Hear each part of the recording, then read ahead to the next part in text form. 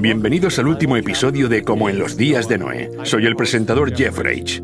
Noé hizo su última y solemne súplica a las personas cuando estaban frente al arca. En ese momento, su decisión fue definitiva. Desde 1844, el mensaje de Noé ha sido repetido por el mensaje de los tres ángeles y continuará extendiéndose a medida que nos acercamos al llamamiento final. No queda mucho tiempo antes de que la crisis de la marca de la bestia estalle en la Tierra, y esto hará que todos tengamos que tomar una decisión, la de aceptar o rechazar la invitación a entrar en el arca del pacto eterno. El propósito de esta crisis es probar el carácter de las personas para que se vea si lo que reina en sus corazones es el egoísmo o el amor altruista a Dios. La crisis no desarrollará la fe de nadie, sino que revelará si existe una confianza duradera en las promesas de Dios. Después de que se hayan dado todas las advertencias y haya terminado la última súplica sincera para que las personas entren en el arca, la puerta de la salvación se cerrará como ocurrió en los días de Noé. Al finalizar el tiempo de gracia, las últimas 7 plagas se derramarán sobre los que rechazaron la misericordia de Dios, y cuando estas plagas terminen, Jesús vendrá otra vez. La segunda venida de Cristo es la culminación de la esperanza de los cristianos, pero pocos saben cómo prepararse. Jesús no volverá esta vez con la débil apariencia humana. Vendrá con el poder y la gloria de Dios como fuego consumidor. El día del Señor llegará como un ladrón en la noche, en la que los cielos pasarán con gran estruendo y los elementos ardiendo serán deshechos, en el cual los cielos encendiéndose serán deshechos. Fuego irá delante de él y abrasará a sus enemigos alrededor. Los montes se derritieron como cera delante de Jehová, delante del Señor de toda la tierra. Los peces del mar, las aves del cielo, las bestias del campo y toda criatura que se arrastra sobre la tierra, y todos los hombres que están sobre la faz de la tierra, temblarán ante mi presencia. Y se desmoronarán los montes y los vallados caerán, y todo muro caerá a tierra, y todas sus ciudades serán asoladas delante de Jehová, delante del ardor de su ira. Será quebrantada del todo la tierra. Enteramente desmenuzada será la tierra, en gran manera será la tierra conmovida. Temblará la tierra como un ebrio, y será removida como una choza. Vendrá nuestro Dios y no callará. Fuego consumirá delante de él, y tempestad poderosa le rodeará. Los montes tiemblan delante de él, y los collados se derriten. La tierra se conmueve en su presencia, y el mundo, y todos los que en él habitan. ¿Cuál es nuestra esperanza? ¿No lo sois vosotros delante de nuestro Señor Jesucristo en su venida? El propósito del mensaje de los tres ángeles es prepararnos para que podamos estar delante de la presencia de Jesús cuando Él regrese, y el mensaje del tercer ángel hace un llamamiento solemne a aquellos que no están preparados. Será atormentado con fuego y azufre delante de los santos ángeles y delante del Cordero. En realidad, es una invitación, no solo a salir de Babilonia, sino que es una invitación a entrar en la presencia de Dios. No se trata solo de evitar el diluvio, sino de entrar en el arca. Dios tendrá un pueblo preparado para que pueda estar en su presencia y que entienda la naturaleza del fuego ardiente. Será así para nosotros, porque cuando entendamos esto, podremos prepararnos para conocerle.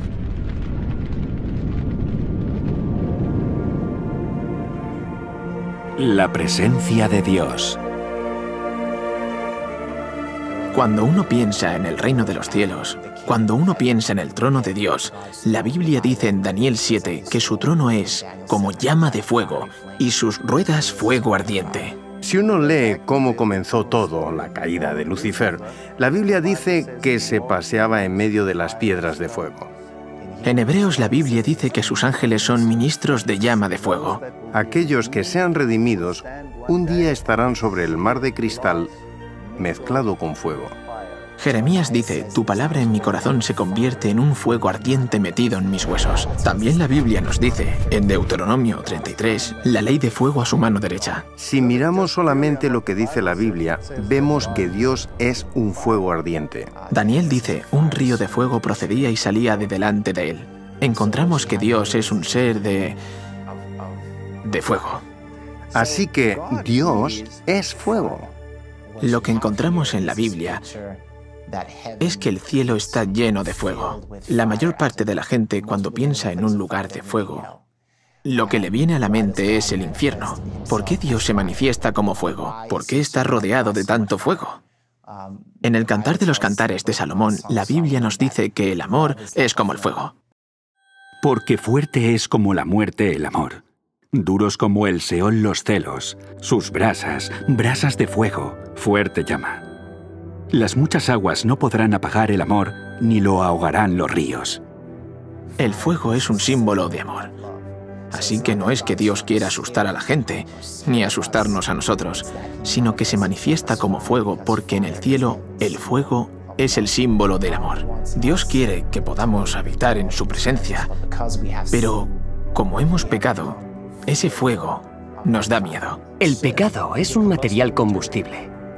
El pecado no puede existir frente a un Dios santo. Si nos presentamos ante Dios con nuestra condición pecaminosa, seríamos consumidos en un instante. Así que el objetivo final es: ¿cómo puedo conseguir que el hombre vuelva a estar en mi presencia sin que sea destruido, sin que sea consumido? De principio a fin, la Biblia cuenta la historia de un padre en los cielos que ha sido separado de sus hijos y desea reunirse con ellos. Hay una ilustración que nos muestra mejor que ninguna otra cómo Dios nos preparará para que podamos hablar con Él. Esto es a través del santuario, y es el verdadero motivo por el que fue dado. Y harán un santuario para mí, y habitaré en medio de ellos. El propósito del santuario era instruir a los hombres sobre cómo generar un carácter donde Dios pueda habitar. Dios quiere habitar con su pueblo, pero no puede hacerlo mientras se aferre al pecado. Si abandonas tu pecado y lo pones sobre el único que puede eliminar tu pecado, entonces puedes continuar viviendo porque Dios no quiere destruir al ser humano. Él destruye el pecado. Dios no pretende en ningún caso destruirnos, quiere destruir el pecado, no a nosotros. Y el santuario es el plan de Dios y su forma de acabar con el pecado. Él separa el pecado del individuo y puede centrarse en destruir el pecado. Este es el propósito. Cuando el pueblo de Israel fue liberado de la esclavitud de Egipto, aparece el plan del santuario que les conduce a la libertad y les prepara para entrar en la tierra prometida. Moisés ordena al pueblo de Israel que sacrifiquen un cordero. Esto apunta al altar del sacrificio. Después de que el pueblo de Israel sacrificara el cordero, llegaron al Mar Rojo. Pablo nos dice en 1 Corintios 10 que esto representa el bautismo. Esto recuerda la fuente de agua, la siguiente pieza del santuario. Todos pasaron el mar, y todos en Moisés fueron bautizados en la nube y en el mar. Debemos ser bautizados en su espíritu, debemos ser limpiados. El bautismo es un símbolo de un nuevo nacimiento. Después de que cruzaran el Mar Rojo, Dios hace llover maná del cielo, que nos recuerda a la mesa de los panes de la proposición, la palabra de Dios.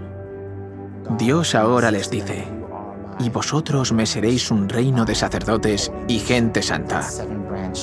El candelabro de 7 brazos es un símbolo del pueblo de Dios. También te di por luz de las gentes, para que seas mi salvación hasta los confines de la tierra. En Éxodo 19, Dios instruye a Moisés para que le diga al pueblo de Israel que deben tener 3 días de preparación. Tenían que estar orando, suplicando, preparando sus corazones, lo que nos recuerda al altar del incienso, la oración. En Éxodo 20, Dios desciende y les da los 10 mandamientos. Así que ahora tenemos que la ley de Dios ha sido dada y tenemos su presencia. Podríamos decir que el pueblo de Israel, en esencia, está contemplando el lugar santísimo. Por eso vemos cierta semejanza entre el santuario y la salida del pueblo de Israel de la esclavitud a la presencia de Dios. Incluso queda representado en cómo el pueblo de Israel pasa de la esclavitud a la presencia de Dios. La tierra tembló. También destilaron los cielos ante la presencia de Dios. Aquel Sinaí tembló en la presencia de Dios, del Dios de Israel. La última petición de Jesús a su Padre fue la de morar con los que le aman para que puedan experimentar la completa revelación de su amor sin ser consumidos por él. Las 2 promesas del pacto eterno hablan de la promesa de Dios de mostrar misericordia al hombre y santificarlo, y así la oración de Cristo tiene su respuesta. Es maravilloso, aunque no sorprendente, que encontremos que los símbolos de estas dos promesas se manifiesten mediante gloria de Dios, en el lugar santísimo. Porque el Hijo del Hombre vendrá en la gloria de su Padre con sus ángeles. Los profetas en visión contemplaron la llegada de Cristo y quedaron asombrados. Isaías dijo, ¿quién de nosotros habitará con el fuego consumidor? ¿Quién de nosotros podrá habitar con las llamas eternas? Entonces Isaías respondió a su propia pregunta y dijo, el que camina en justicia. Se nos dice que el justo es quien podrá habitar con el fuego eterno. Así que, ¿cómo podremos estar en la presencia de Dios cuando regrese? Uno de los mejores ejemplos es el de Noé, que fue llamado pregonero de justicia.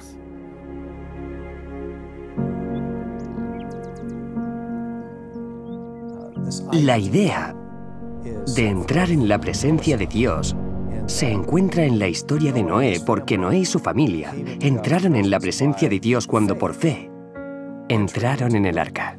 Y el Señor dijo a Noé, ven tú y toda tu familia al arca. Cuando Dios dijo, ven, era una invitación para que Noé fuera al mismo lugar donde Dios se encontraba. Según este versículo, Dios estaba en el arca. Dios estaba invitando a Noé a que entrase en su presencia. Esta es la esencia del pacto. Es un acuerdo. Es como un matrimonio. Tú y yo vamos a vivir juntos. Y esto, en nuestros días, es lo mismo que el pacto. Es Dios queriendo que estemos en su presencia. La razón por la que Noé pudo entrar en la presencia de Dios aparece en el mismo versículo. Porque a ti he visto justo delante de mí en esta generación. Noé era justo, él construyó el arca. Antes no había conocido la lluvia, tuvo que actuar en base a su fe. Y esa es posiblemente la única característica que explica por qué Noé era diferente del resto del mundo. Por la fe, Noé, cuando fue advertido por Dios acerca de cosas que aún no se veían, con temor preparó el arca en que su casa se salvase, y por esa fe condenó al mundo, y fue hecho heredero de la justicia que viene por la fe. ¿Cómo se convirtió Noé en heredero de la justicia? Leemos en este versículo que fue porque preparó un arca. En cierto sentido, el arca de Noé era como un santuario y un lugar de descanso en la presencia de Dios. Y nosotros también tenemos un arca que preparar. Debemos ser santuarios vivos para que Dios pueda habitar en nosotros. Como Pablo dijo, ¿o ignoráis que vuestro cuerpo es templo del Espíritu Santo, el cual está en vosotros, el cual tenéis de Dios, y que no sois vuestros? A través del proceso del santuario, a medida que el hombre se acerca a Dios, éste se transforma y se convierte en un santuario vivo en la presencia de Dios. Así que el santuario es, por así decirlo, como un vestidor. Cuando entramos sucede una transformación. Es el cambio de la condición actual de maldad a ser rectos. Y esto nos permite finalmente estar ante la presencia de Dios cara a cara. Dios le dio a Noé el plan para salvarlo. Y Noé cooperó con el plan de Dios al preparar el arca. De la misma forma, Dios nos ha dado el plan del santuario y debemos cooperar con el plan de Dios para nuestra salvación, preparando un lugar donde podamos habitar en su presencia conforme recorremos el camino del santuario. Porque vosotros sois el templo del Dios viviente. Como Dios dijo, habitaré y andaré entre ellos y seré su Dios y ellos serán mi pueblo. Dios llenó el tabernáculo y lo santificó en el momento en el que todas las piezas del santuario se habían colocado en su lugar dentro del tabernáculo del Antiguo Testamento. En definitiva, lo que Dios está intentando hacer es colocar todas esas piezas del santuario en nosotros. Esto significa que el altar del sacrificio implica vivir una vida de sacrificio. El lavacro significa tener una vida de pureza. También tener una vida basada en la palabra de Dios. Tener el candelabro de 7 brazos es dejar que nuestra luz brille. Estamos intercediendo, estamos orando, estamos en comunión con Dios y guardando su ley. Así que cuando Dios tenga un pueblo que tenga todas las piezas del santuario en orden y en funcionamiento, Jesús volverá a vivir dentro de esos santuarios, tanto en el sentido espiritual como en el sentido más literal. Su presencia nos santificará cuando seguimos su plan para nuestra santificación.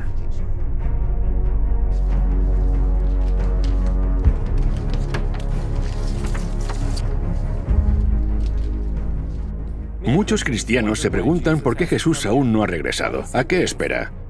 Bien, Jesús mismo nos dice que como en los días de Noé, así será la venida del Hijo del Hombre. Así que podemos hacernos la pregunta, ¿a qué esperaba Dios en los tiempos de Noé antes de enviar el diluvio? Pedro dice, cuando Dios esperaba con paciencia en los tiempos de Noé mientras se construía el arca. Dios esperó a que se construyera el arca para enviar el diluvio, y hoy Jesús espera por la misma razón. No espera a que las grandes multitudes que hay en la tierra se hundan más aún en el pecado. Espera a los pocos que se rendirán totalmente a Él, para que estén preparados y puedan ser instrumentos vivos, listos para alojar la presencia de Dios.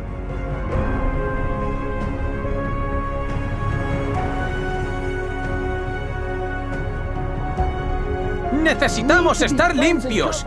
El mensaje del tercer ángel tiene el propósito de preparar un pueblo listo para estar delante de Dios. Es una advertencia sobre la adoración a la bestia y a su imagen, y sobre recibir su marca. Pero el propósito de este conflicto final es principalmente el de prepararnos, para que podamos estar en la presencia de los ángeles santos y en presencia del Cordero. Este mensaje nos guía al lugar santísimo ante la presencia del Cordero. Por esta razón, el mensaje del tercer ángel y el santuario están conectados.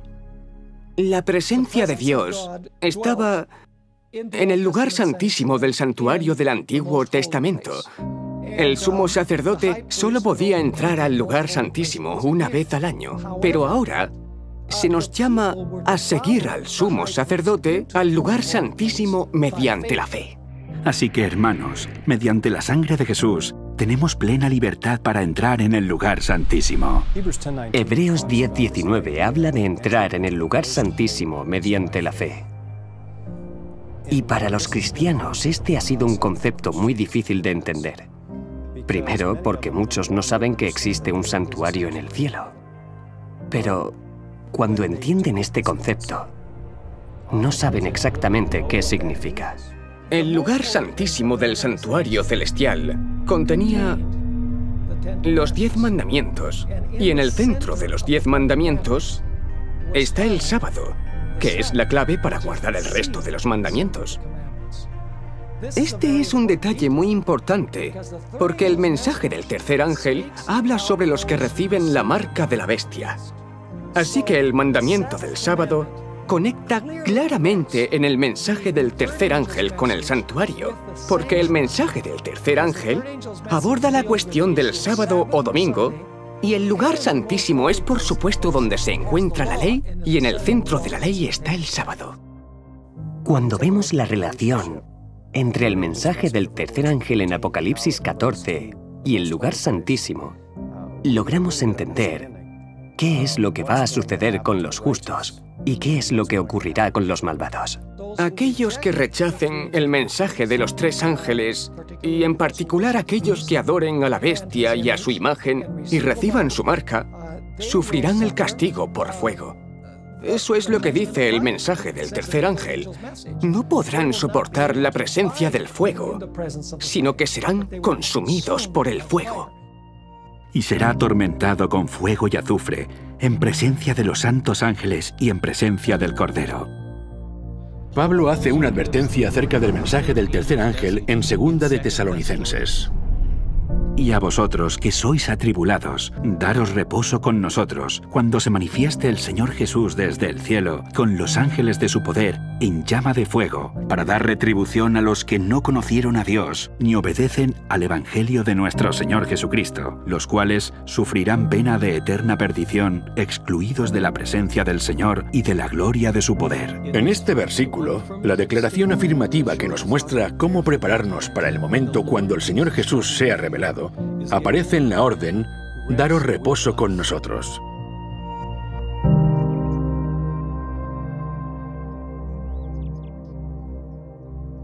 Solo aquellos que hayan entrado en el descanso de Cristo podrán mantenerse en pie delante de la presencia de Jesús. El mensaje del tercer ángel también nos advierte sobre aquellos que rechacen entrar en el descanso del sábado. Y no tienen reposo de día ni de noche los que adoran a la bestia y a su imagen, ni nadie que reciba la marca de su nombre. El mensaje del tercer ángel es de hecho una advertencia a la gente para que no reciba la marca de la bestia, que no observen el falso día de adoración, sino que guarden el sábado, que es el sello de Dios, en honor del gran Creador y en honor del Redentor. Cuando el ángel vuela, está señalando al santuario de los cielos. ¿Por qué? Porque ¿cómo evitamos la marca de la bestia? Entrando por la fe en el lugar santísimo. En Salmos 91, David escribe acerca de los que han entrado al lugar santísimo, cuando dice: No te sobrevendrá mal, ni plaga tocará tu morada. Pues a sus ángeles mandará cerca de ti, que te guarden en todos tus caminos. Cuando las últimas 7 plagas hayan caído, aquellos que hayan entrado en el lugar santo mediante la fe, no recibirán las plagas y serán protegidos por ángeles santos. ¿Por qué? Porque David dice en el versículo 1, «El que habita al abrigo del Altísimo morará a la sombra del Omnipotente». La Biblia también revela la ubicación de este lugar secreto. Porque en el día de la aflicción, Él me resguardará en su morada, al amparo de su tabernáculo me esconderá. Es en el tabernáculo o santuario donde Dios tiene un refugio para su pueblo. ¿Y dónde está ese lugar secreto en el santuario?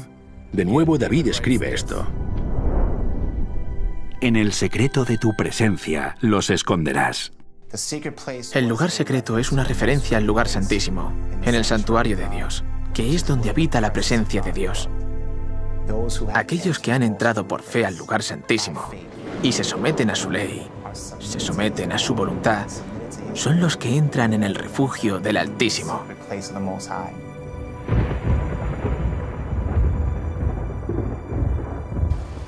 El Salmo 91 dice que la plaga no se acercará a ellos.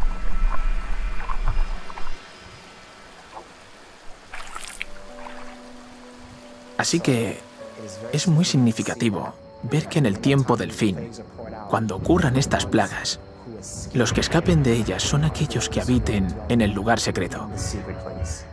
Aquellos que por la fe hayan entrado al lugar santísimo, que acepten la ley de Dios, que acepten su sábado.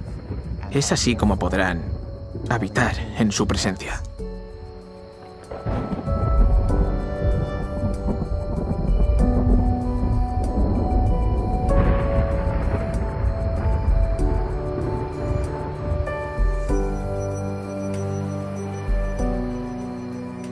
En el lugar santísimo del santuario está la presencia de Dios, el arca del pacto, y dentro del arca estaban los 10 mandamientos, también llamados el testimonio. En los días de Noé, el trono estaba representado simbólicamente en la tierra. Dentro del arca estaba la presencia de Dios, estaba el arca en sí misma, y dentro del arca estaban los testimonios vivos, en cuyos corazones y mentes había sido escrita la ley de Dios. Habían entrado en el arca, en la presencia de Dios, que nos recuerda al lugar santísimo, y en sentido espiritual habían aceptado el pacto. Esta escena no es sino una representación simbólica de ese día final, cuando aquellos que hayan aceptado el pacto eterno estén delante de la presencia de Cristo cuando Él regrese. Dios quería decir al hombre: mira, esto es lo que quiero para ti. Quiero que puedas estar en mi presencia sin que seas destruido. Igual que Sadrach, Mesach y Abednego. Veamos lo que ocurrió. Les dicen que cuando la música pare, tienen que inclinarse ante la imagen. Se niegan a hacerlo y entonces son llevados ante el rey. El rey les da otra oportunidad y les dice: si no lo hacéis, os arrojaré a un horno de fuego incandescente. Y por supuesto, no lo hicieron. Calentó el horno 7 veces más fuerte de lo que ya estaba y los arrojó dentro. Pero no les destruyó porque la presencia de Dios estaba allí con ellos. Pero el mismo fuego sí que destruyó a aquellos que los arrojaron dentro del horno de fuego. Fue porque no estaban preparados para estar delante de la presencia de Dios, mientras que no afectó en nada a Sadrach, Mesach y Abednego. ¿Por qué no ardieron estos 3 jóvenes? La respuesta es sencilla. No había rastro de pecado en ellos. Estaban tan unidos a Cristo que Él estaba con ellos en el fuego. Su carácter estaba tan pulido que estaban limpios. delante del Hijo de Dios. Aquellos que han aceptado a Jesús como Salvador y que han permitido que la gracia de Dios limpie sus vidas de pecado, no serán consumidos por el fuego. Como habían obedecido a Dios, fueron protegidos y purificados por Cristo. Podían estar entre llamas y resultar ilesos. Y por otro lado, aquellos que los arrojaron al fuego fueron destruidos por el mismo fuego sin que ni siquiera estuvieran dentro del horno. Los que son justos serán arropados por la justicia de Cristo. No habrá nada en ellos que pueda arder. Y por lo tanto, podrán permanecer en la presencia del Señor, mientras que a los malvados, el mismo pecado que albergan, los destruirá. Nuestro Dios es un fuego ardiente y ahora debemos permitir que Cristo y su Espíritu nos purifique y santifique para que podamos soportar su llegada. De lo contrario, huiremos de ese fuego, de esa gloria. El fuego destinado a destruir a esos hombres se convirtió para ellos en un arca de refugio, porque la presencia del Hijo de Dios estaba con ellos. Esta es una lección para todos nosotros sobre la naturaleza de la segunda venida de Cristo. Al mismo tiempo que la gloria de su presencia destruirá a los malvados, para los justos será un arca de fuego.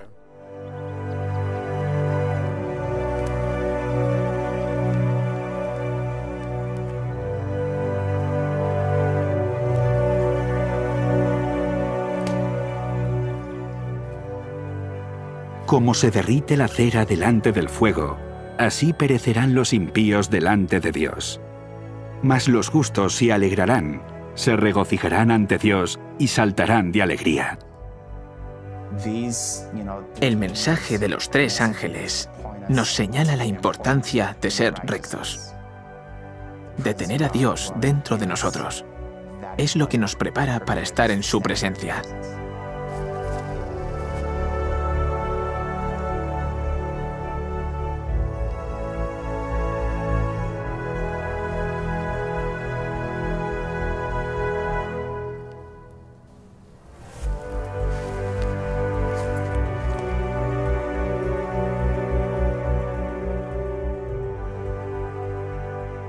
La misión que Jesús vino a cumplir en la tierra se revela en su última oración. Padre, aquellos que me has dado, quiero que donde yo estoy, también ellos estén conmigo, para que vean la gloria que me has dado. La última petición de Jesús a su Padre fue la de habitar con aquellos que le aman, para que puedan experimentar la completa revelación de su amor sin ser consumidos por él. Las 2 promesas del pacto eterno cumplen este propósito. Declaran la promesa de Dios de mostrar clemencia al hombre y santificarlo para que la oración de Cristo reciba respuesta. Es maravilloso, aunque no sorprendente, que encontremos que los símbolos de estas 2 promesas se manifiestan en el lugar santísimo mediante la gloria de Dios. El sábado es la señal de la promesa de Dios de santificar al hombre, para que pueda habitar en la presencia y la gloria de Dios. En su presencia, el verdadero significado del descanso del sábado será plenamente comprendido. Sin nada que separe al hombre de Dios, encontrará reposo por la eternidad. No habrá más tristeza, no habrá más dolor, ni enfermedad, ni sufrimiento. En tu presencia hay plenitud de gozo, dijo David. En la presencia de Dios, el hombre encontrará el verdadero significado del descanso del sábado. Por lo tanto, es en la manifestación de la presencia de Dios en el lugar santísimo donde vemos representado el simbolismo y la importancia del sábado. Esto, unido a la manifestación del fuego ardiente, es donde Ezequiel vio la señal de la promesa de misericordia, y vi apariencia como de bronce refulgente, como apariencia de fuego dentro de ella en derredor, desde el aspecto de sus lomos para arriba, y desde sus lomos para abajo vi que parecía como fuego, y que tenía resplandor alrededor. Entonces Ezequiel describe en detalle este resplandor que rodea la presencia de Dios. Como parece el arco iris que está en las nubes el día que llueve, así era el parecer del resplandor alrededor. Esta fue la visión de la semejanza de la gloria del Señor.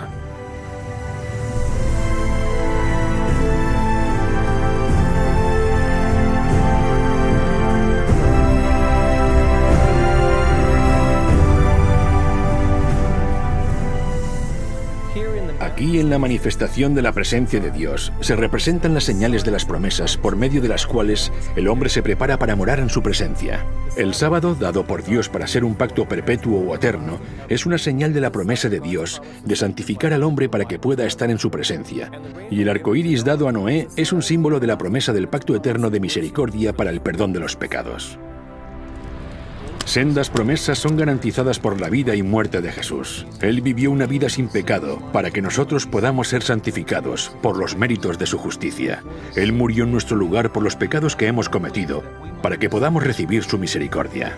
En estos dos símbolos está representada la importancia del Evangelio y el pacto eterno.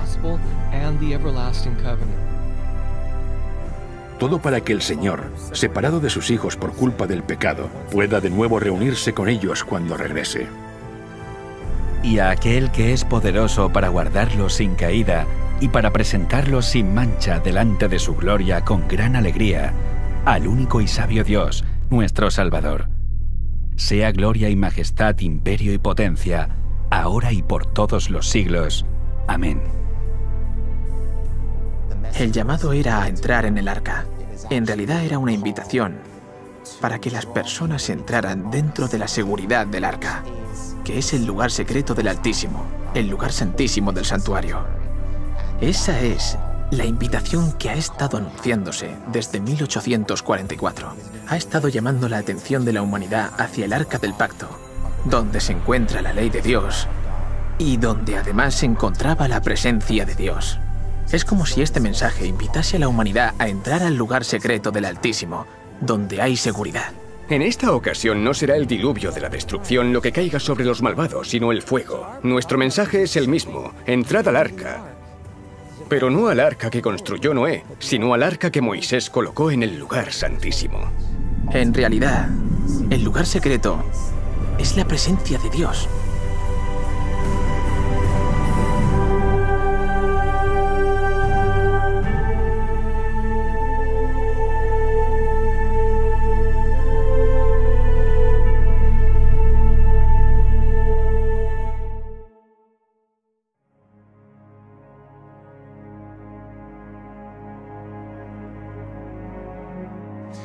La Biblia dice que cuando Cristo regrese de nuevo, cuando Cristo vuelva por segunda vez, esta tierra quedará en un estado inhabitable a causa del fuego y la presencia de Dios.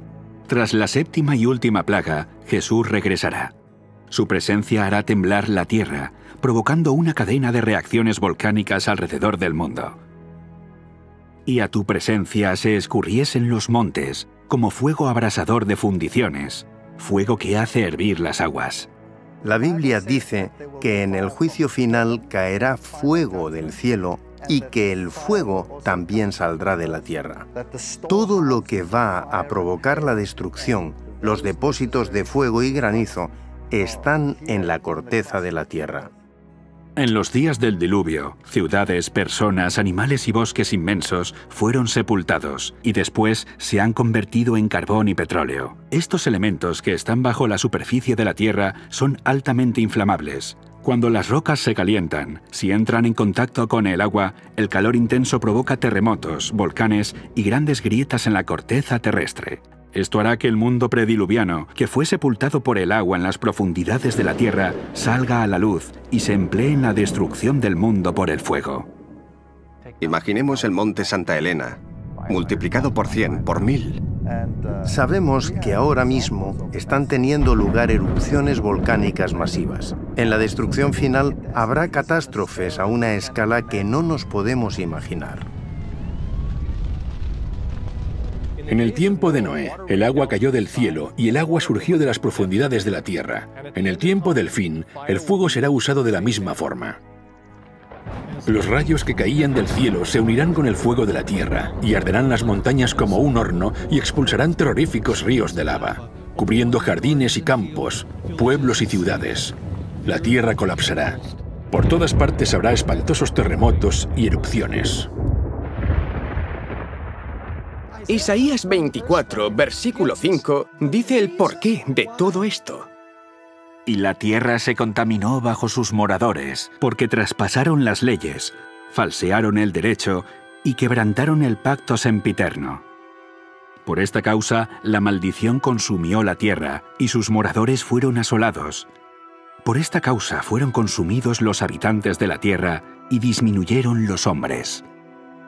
Es interesante que diga que traspasaron las leyes. En el libro de Deuteronomio encontramos que el pacto, los 10 mandamientos, se escribió en tablas de piedra. Así que la causa principal es la falta de consideración que las personas han tenido por la ley de Dios y más concretamente por su sábado. Aunque en el tiempo de Noé el mundo entero fue destruido, en las páginas del Génesis vemos que solo quedaron con vida Noé y los que estaban con él en el arca. En el tiempo del fin ocurrirá lo mismo. Solo aquellos que hayan entrado en el arca del pacto eterno serán salvos. Durante este tiempo recibirán la misma misericordia que preservó a Noé durante el diluvio. El arco iris que Noé y su familia vieron después del diluvio, en cierta forma era un pacto eterno que no solo les incluía a ellos y a las siguientes generaciones, también incluiría la generación de Dios en el tiempo del fin, que sería protegida en medio de las convulsiones que tienen lugar en la tierra durante la séptima plaga, tal y como aparece en el libro de Isaías. Dios promete que, al igual que el pacto que hizo con Noé, Él mantendrá ese pacto con su pueblo. Aunque durante el diluvio la tierra colapsó, Él preservó a Noé y lo ratificó con la promesa del arco iris. Dios dice que hará lo mismo con su pueblo en el tiempo del fin. Con un poco de ira escondí de ti mi rostro por un momento, pero con misericordia eterna tendré compasión de ti, dijo el Señor tu Redentor. Porque esto no será como en los días de Noé, cuando juré que nunca más las aguas de Noé pasarían sobre la tierra. Así he jurado que no me enojaré contra ti, ni te reñiré. Porque los montes se moverán, y los collados temblarán, pero no se apartará de ti mi misericordia, ni el pacto de mi paz se quebrantará, dijo Jehová, el que tiene misericordia de ti. En este pasaje, Dios confirma con la última generación el pacto de misericordia que Él estableció con Noé antes del diluvio. El arco iris era, y aún es, la señal y el símbolo de la promesa de misericordia hecha por Dios, porque Isaías dice que esta promesa se extendía a todos los habitantes de la tierra, cuando los montes se moverán y los collados temblarán. En el libro de Apocalipsis vemos que se describe este mismo acontecimiento en el capítulo 16, donde leemos: «Toda isla huyó y los montes no fueron hallados». En este capítulo podemos ver que este acontecimiento ocurre cuando el séptimo ángel envía la séptima y última plaga.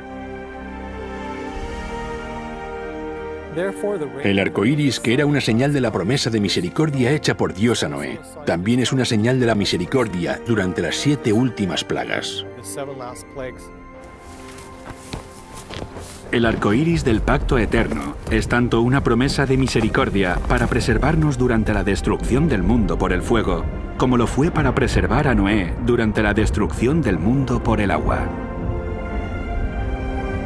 Si uno ha estado en medio del océano durante una gran tormenta, sabe lo aterrador que es. Aún así, Noé fue protegido en medio de esta increíble adversidad. Y saber que Dios protegió a Noé en ese momento nos recuerda que Él puede también protegernos durante la tormenta que está por venir.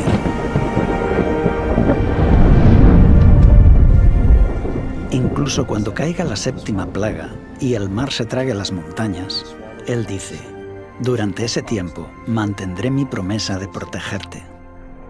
Dios es nuestro amparo y fortaleza, nuestro pronto auxilio en las tribulaciones. Por tanto, no temeremos aunque la tierra sea removida y se traspasen los montes al corazón del mar.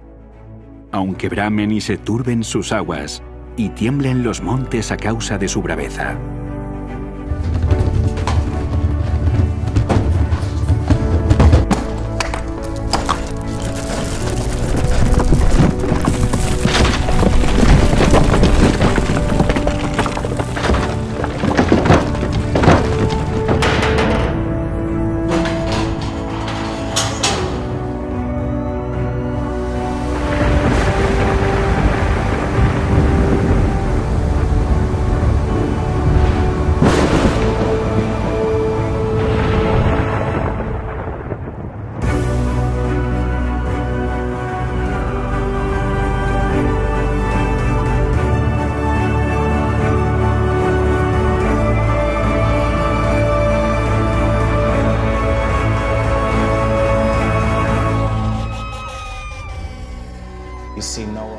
que el pacto hecho con Noé marca el paso de un mundo antiguo a un mundo nuevo. Esto es lo que Dios quiere hacer con nosotros.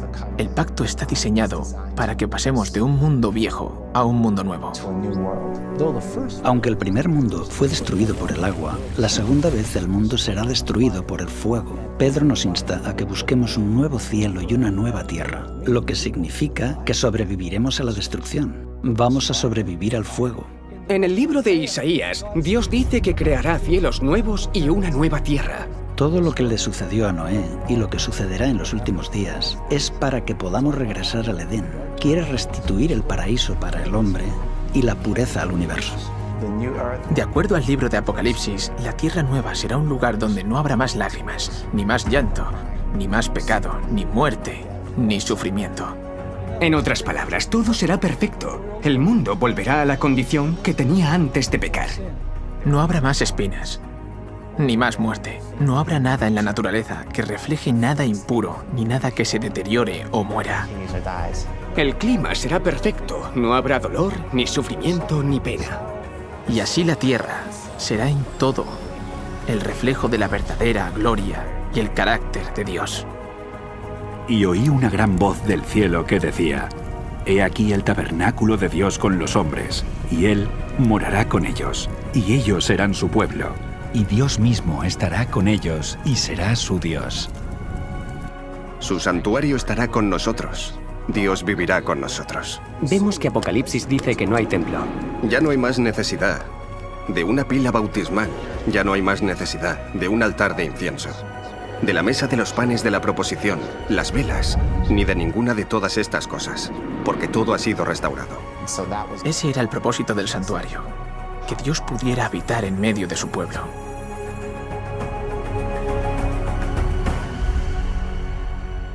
No hay necesidad de templo porque Dios es el templo, habita con el hombre. Ahora el santuario está completo, gracias a Dios, gracias a Cristo. Y nosotros, su pueblo, nosotros los que elegimos estar ahí, reinaremos con Él para siempre. Dios desea hacer de este lugar una nueva tierra, y lo hará. Pero solo aquellos que acepten el pacto y entren en el arca vivirán para salir del arca y ver cómo esto se cumple. Enjugará Dios toda lágrima de los ojos de ellos, y ya no habrá muerte, ni más llanto, ni clamor, ni dolor, porque las primeras cosas pasaron. Y el que estaba sentado en el trono dijo: He aquí, yo hago nuevas todas las cosas. Esas cosas que nos han causado tanta desgracia y tanta aflicción y tanto dolor desaparecerán. Se nos dará una nueva tierra y un nuevo corazón. Pero continuaremos siendo nosotros mismos. Yo seré yo y tú serás tú. Pero seremos diferentes, porque ya no habrá dolor, ni llanto, ni muerte. Eso es amor. Ese es el amor más grande.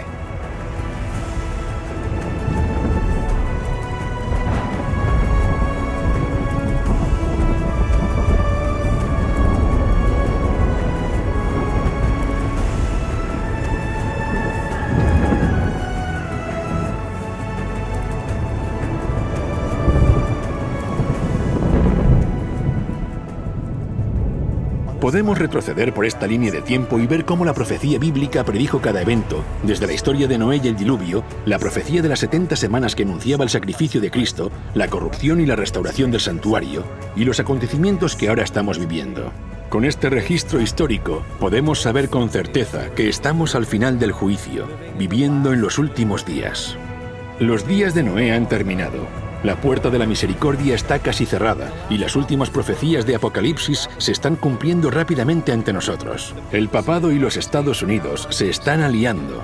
Protestantes y católicos se están uniendo.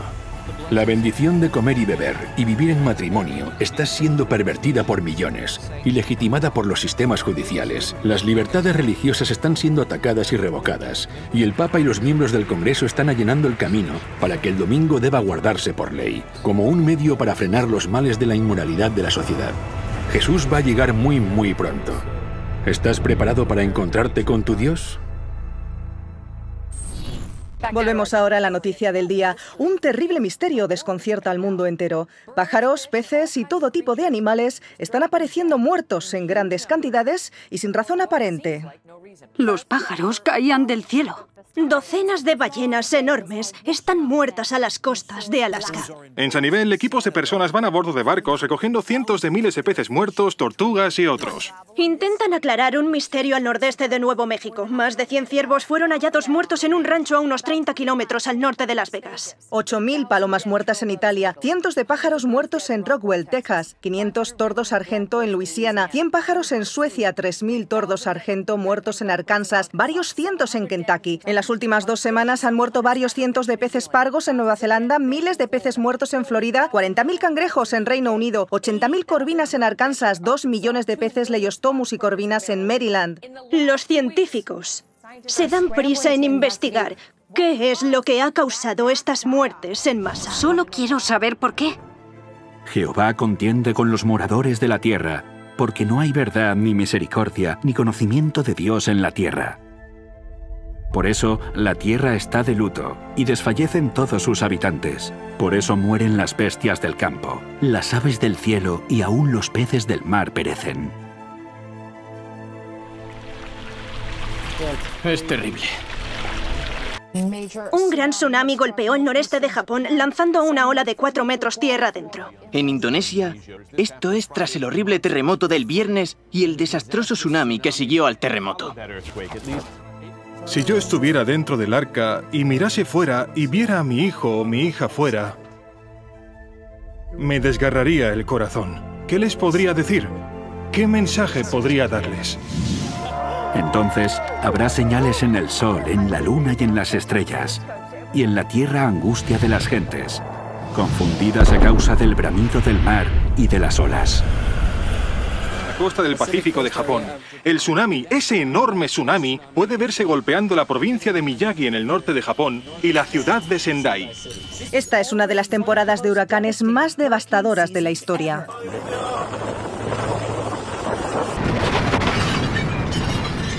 Objetos en llamas cayendo desde el cielo después de que un meteorito explotase en la Tierra, causando un inmediato desastre. En estos momentos impactan varios tornados en Oklahoma, uno de ellos de 1,5 kilómetros de envergadura. Incendios descontrolados al oeste. Solamente en California hay más de una docena ardiendo. Probablemente habrá gran agitación financiera en el mundo, desastres naturales y mucho miedo. La gente acudirá a las iglesias. La amenaza existencial de nuestra era, la crisis climática. Una crisis que se hace evidente en los desastres naturales de proporciones épicas. La crisis ecológica es en esencia un problema espiritual. La encíclica Laudato Si es el documento papal más importante sobre el medio ambiente que ha existido nunca. Consume menos, compra menos. Tenemos que reflexionar sobre nuestro estilo de vida. Creo que es importante el hecho de que esté hablando de este tema con empresarios del petróleo de BP y otras compañías. Se reclama una nueva moralidad medioambiental. La encíclica se basa en una sencilla premisa. ¿Qué tipo de mundo queremos dejar a nuestros hijos? Recientemente ha concluido que el calentamiento global es un problema moral. Ante un problema frente al que los activistas encuentran indiferencia, en el que se duda de los científicos y se ignoran los organismos internacionales, al menos el Papa desde el Vaticano está consiguiendo llamar la atención, como si se tratara de una estrella del rock. He quedado muy impresionado por el Papa Francisco. Debemos introducir principios morales en nuestra economía. Protestantes y católicos están uniendo sus fuerzas. Secretario General de la Iglesia Reformada de América asistió a una iglesia presbiteriana en los Estados Unidos. De Estados Únicos, el presidente de la Convención Nacional Bautista, superintendente general de la Iglesia Internacional de Santidad Pentecostal, presidente de la Asociación Nacional de Evangélicos, Sir Bernard Senior, presidente del Consejo de Iglesias de la ciudad El Papa viajó a Suecia para encontrarse con el presidente de la Federación Luterana Mundial. Ambos firmaron una declaración donde se comprometen a mejorar las relaciones entre católicos y luteranos. Porque en 1999, la Iglesia Católica y la Iglesia Luterana firmaron un acuerdo que llevó al fin de la protesta. Firmada en 1999, la declaración puso fin a uno de los asuntos más importantes que separaron a los católicos y luteranos desde la Reforma. Con el acuerdo, ambas partes reconocen que la fe no es lo único que lleva a la salvación, sino que las obras también son necesarias. Esto puso fin a la protesta de Lutero. Hermanos y hermanas, la protesta de Lutero ha terminado. ¿Y la vuestra? Si ya no hay protesta, ¿cómo puede haber una iglesia protestante?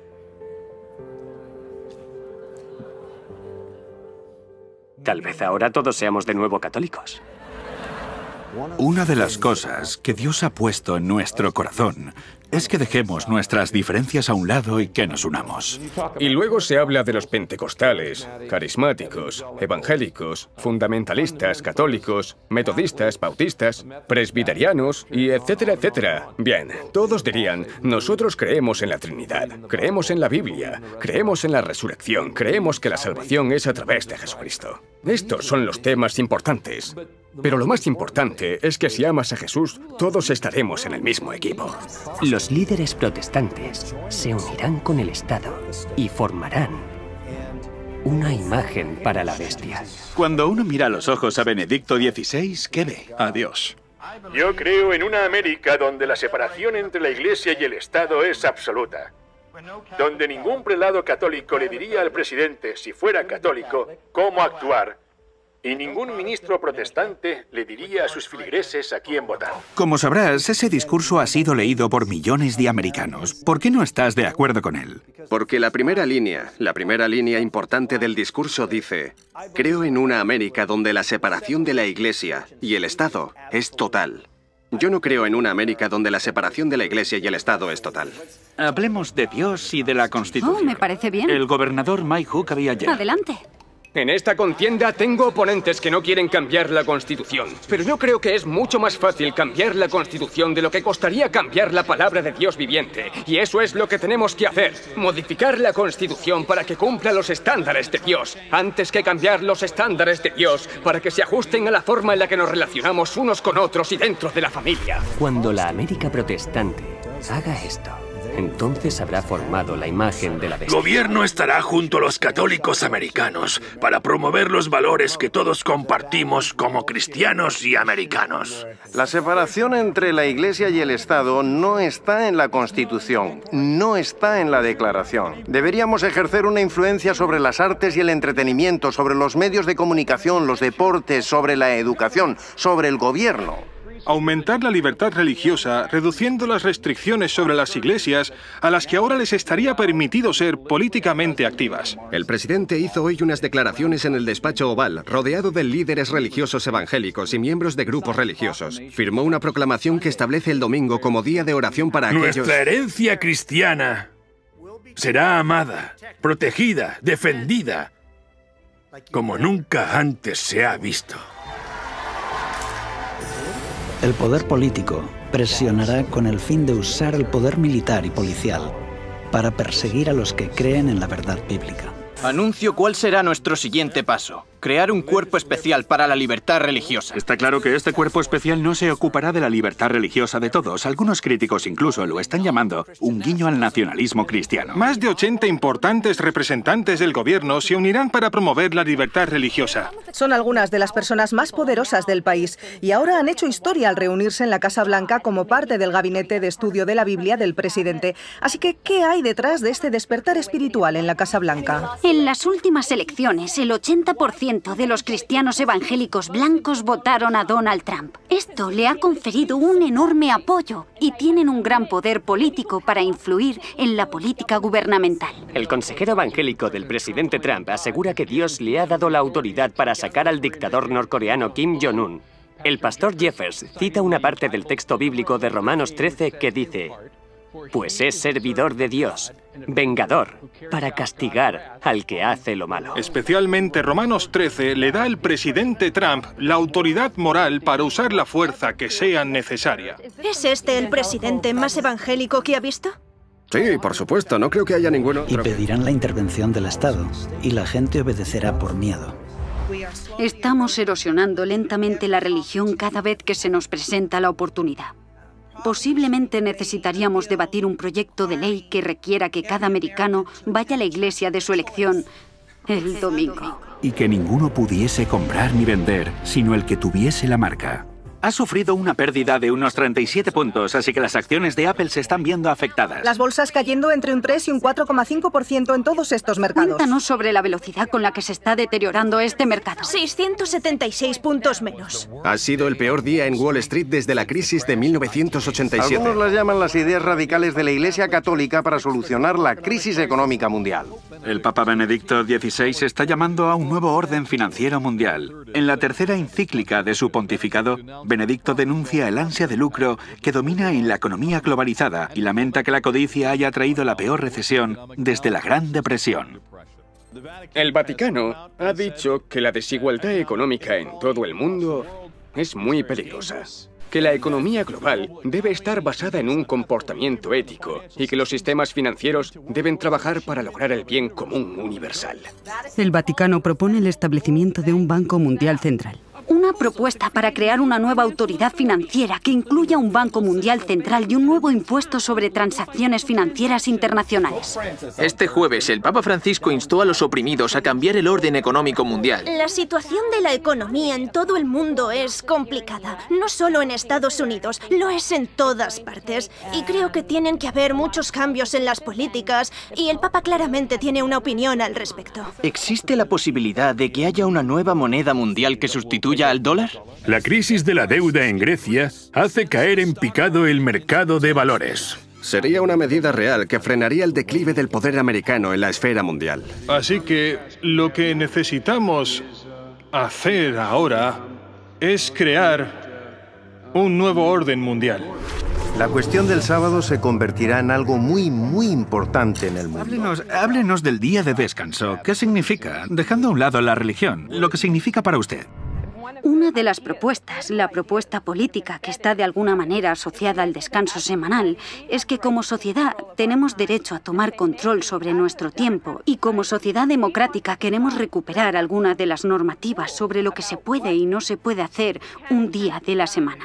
Y tal vez queramos empezar pensando en formas de animar a la gente a que no trabaje durante ese día. La Iglesia Adventista es una denominación cristiana y una de las cosas en las que creemos es en la observancia del sábado. Así que desde pequeño fui educado para guardar el sábado. Comienza la puesta del sol del viernes hasta la puesta del sol del sábado, tal y como se menciona en los 10 mandamientos. Acuérdate del día de reposo para santificarlo. Debo confesar que en mi primer encuentro con Devon he aprendido algo. Todos estos años pensé que el día de descanso era el domingo. Cuando voy a la iglesia y decimos, guarda el día de descanso, guarda el día de descanso en la iglesia bautista, tú me has corregido y me has dicho, no, el domingo es el primer día de la semana. El día de descanso, Sabbat, es el viernes al anochecer, al sábado al anochecer. Así es. Corrígeme si me equivoco. El día de descanso es el sábado porque en 6 días Dios creó el mundo y en el 7º día descansó.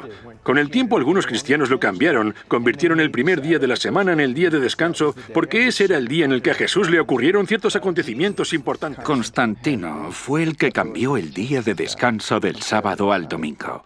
En ninguna parte de la Biblia encontramos evidencias de que nadie, excepto Dios, puede hacer ese cambio. ¿La verdadera libertad es trabajar el domingo?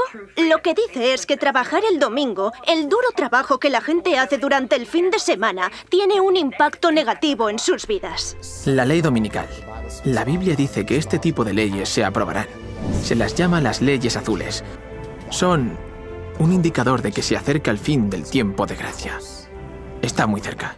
Aún hay estados que conservan leyes azules en su legislación. Son las leyes que restringen lo que se puede comprar el domingo. Está basado en un concepto cristiano traído a este país hace siglos, en la época colonial.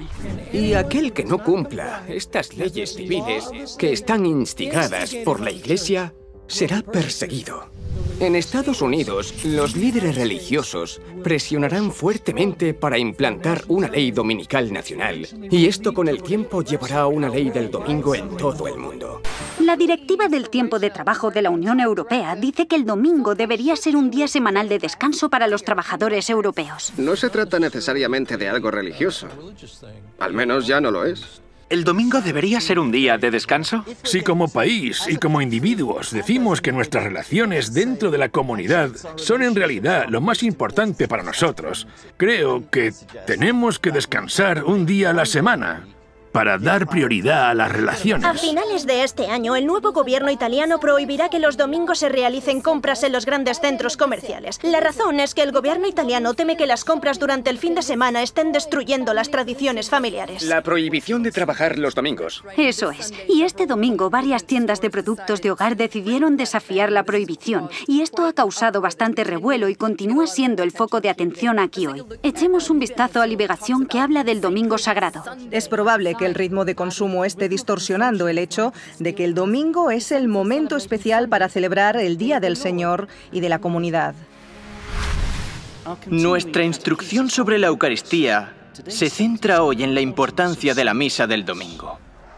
Como cristianos, celebramos la Eucaristía para encontrar al Señor, escuchar su palabra, comer en su mesa y a través de su gracia poder cumplir nuestra misión en este mundo como miembros de su cuerpo místico, la Iglesia. Al ser el día de la resurrección y del derramamiento del Espíritu Santo en el Pentecostés, el domingo es el día sagrado por excelencia para los cristianos. ¿Cómo podríamos pasar este día sin reunirnos con el Señor? Tristemente, en muchas sociedades secularizadas hemos perdido el significado del domingo. El Segundo Concilio Vaticano nos pidió que celebrásemos el Día del Señor como un día de alegría y descanso del trabajo servil. Se trata de una señal de nuestra dignidad como pueblo de Dios. El propósito es que cada domingo sea un anticipo de la dicha eterna y del reposo al que estamos llamados y que compartimos incluso ahora en la Sagrada Comunión. En realidad, vamos a misa no para darle algo a Dios, sino para recibir de Él la gracia y la fuerza para seguir creyendo en su palabra.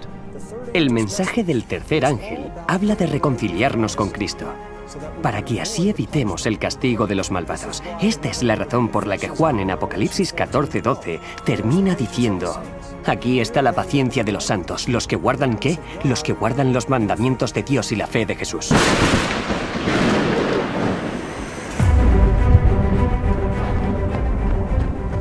Vivimos al final del tiempo del juicio al mundo. La crisis final está próxima, pero la puerta del arca aún está abierta y Jesús aún nos extiende su mano. Ahora es el momento de entrar en el pacto eterno, entrando en su descanso. Solo aquellos que reciban la misericordia de Dios y sean santificados encontrarán refugio con Cristo en Dios hasta que pase la desolación. Vuelve tu rostro al trono de Dios y allí verás el arco iris del pacto, la promesa viva de Dios. Quien se apropia de las provisiones de misericordia que han sido hechas y se apodera de los méritos de la vida y la muerte de Cristo, tiene en el arco iris de la promesa la bendita seguridad de la aceptación del Padre mientras exista el trono de Dios. Mientras se derraman las últimas 7 plagas y durante la venida de Cristo, los justos habitarán sanos y salvos en presencia del Cordero, a la espera de un nuevo cielo y una nueva tierra donde habite la justicia. Y por fin Dios habitará con el hombre.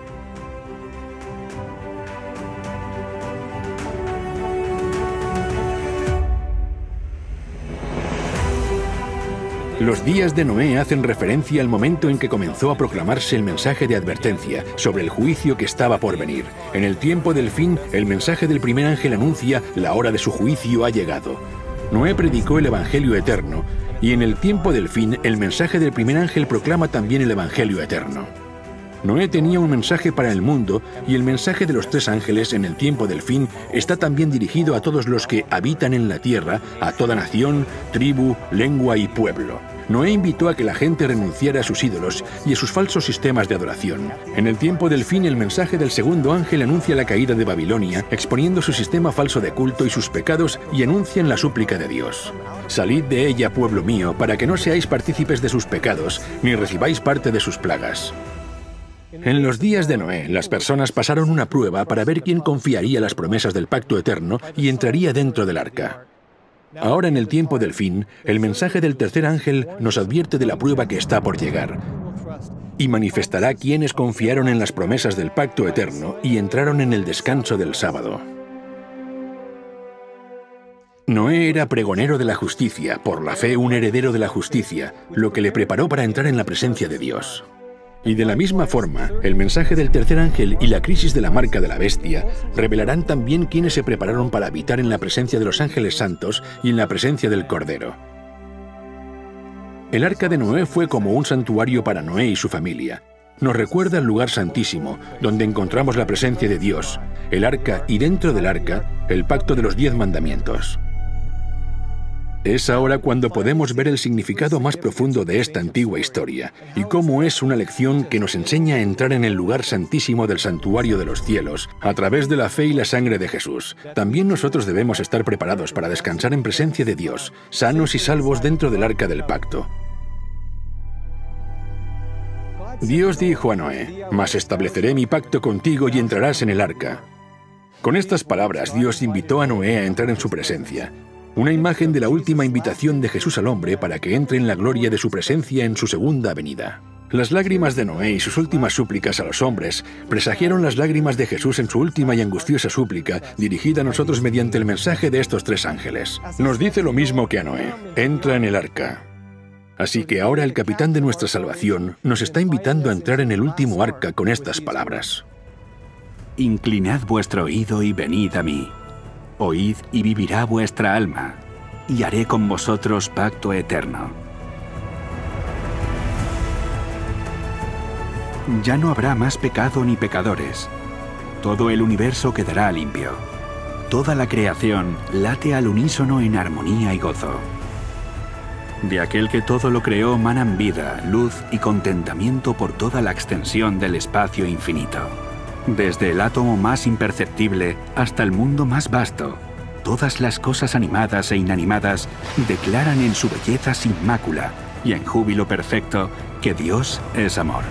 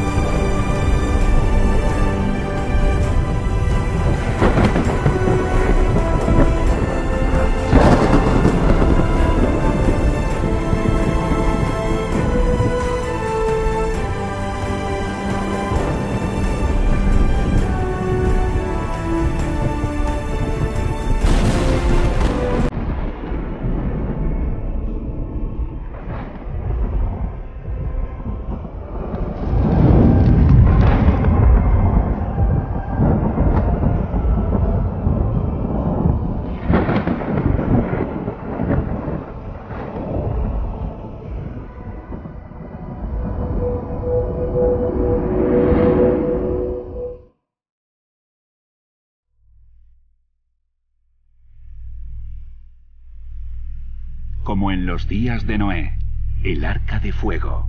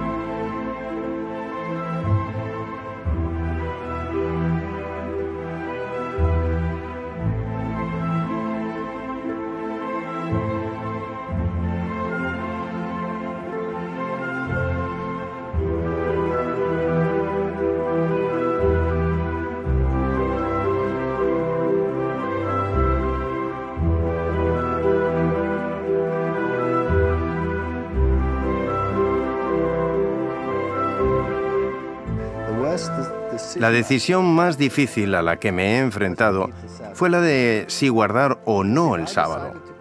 Porque si decidía guardar el sábado, eso significaba que tenía que abandonar toda mi filosofía del mundo. ¿Perdí familia y amigos por ello? Prácticamente a todos. Pero gané otros nuevos. Oro por mis antiguas amistades y espero que un día vean el camino. Esta decisión tiene sus consecuencias, pero la Biblia dice que si no estás dispuesto a dejar incluso a padre, madre, esposa, amigo por Jesucristo, entonces no eres digno de Él. Cuando conocí por primera vez este mensaje, era escéptico con todas las religiones. Escéptico con la Biblia. La veía como un libro que tan solo había sido escrito por hombres. Y cuando conocí el mensaje profético, no pude encontrar ningún error. Y me atemorizaba, porque pensaba que no podía existir nada que fuera la verdad absoluta. Me aterrorizaba, porque sabía que si esto era cierto, necesitaría hacer cambios en mi vida. En ese momento, yo era un artista de hip hop. Me iba de gira, tenía un contrato para sacar 8 álbumes. No podía imaginar una vida mejor. Así que al enfrentarme cara a cara con el mensaje de los 3 ángeles, tuve que tomar una decisión. El primer ángel dice, esta es la verdad. El segundo ángel dice, este es el error. Y el tercer ángel dice, elige. Y yo vi la verdad. La comprendí. Vi el error. Lo comprendí. Y dije, bien, debo tomar una decisión. No tengo otra opción. Di marcha atrás. Rechacé un contrato de $1 millón y dije, Señor, estoy preparado.